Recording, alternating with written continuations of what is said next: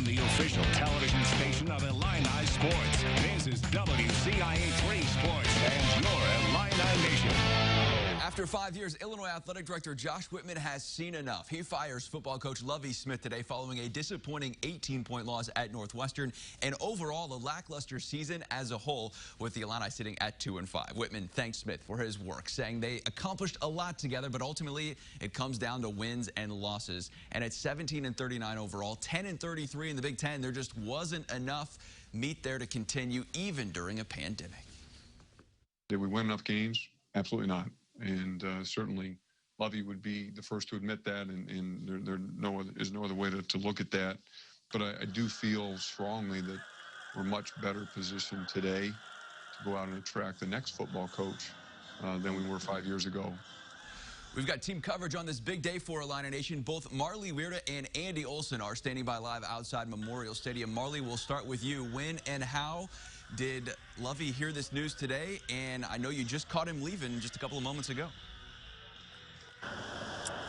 Yeah, Brett, he heard the news just right here at the Smith Center, and I got here about 30 minutes ago, and it looked to be Lovie leaving the facility for the very last time. He was kind of over there behind me, looked to give a couple of parting words to someone standing outside. He got in a car with who looked to be his wife, Marianne, and they drove off, again, just leaving the facility for the last time. Lovie Smith had a meeting with his team this morning right after Josh Whitman gave him the news. Rod Smith will be serving as the interim head coach for the time being. They still have one more game as they get ready to take on Penn State in week 9. But Josh Whitman, we just heard from him. He said it came down to the wins and losses, but more than that, it was the way that they won and lost these games. And in year 5, Whitman really expected this team to compete better than they did, and the results just weren't happening there on the field, and it went way beyond just the scoreboard.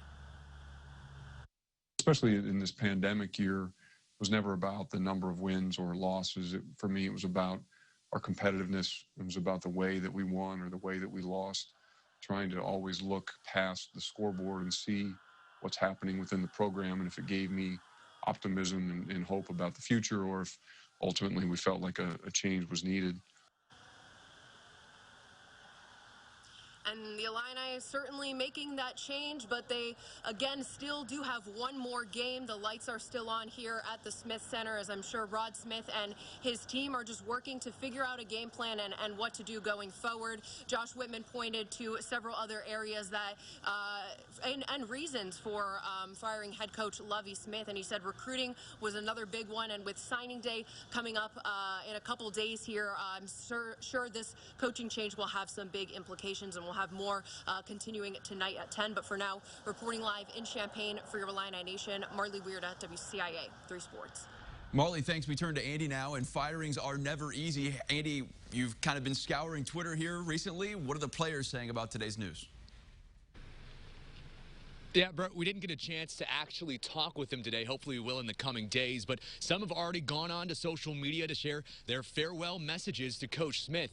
Luke Ford, Doug Kramer, Kendrick Green, and more are just some of the ones that posted photos on Twitter, many of them thanking Lovie for everything he's done for them as head coach at Illinois. Whitman chimed in as well, calling Lovie one of the most impressive people he's ever met. The AD says he's already talked with the players. He knows the change, like you said, Brett, may be hard on them, but he says he's asked them to continue to play hard for the final week of the season. Of course, this affects former players as well, you know, not maybe expecting the coach to get fired. I talked with former running back Dre Brown. We'll have more with him coming up at 10, Brett.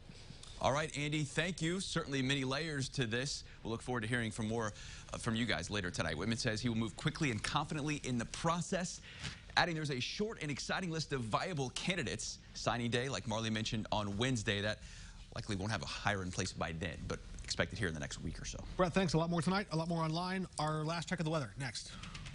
Is your credit score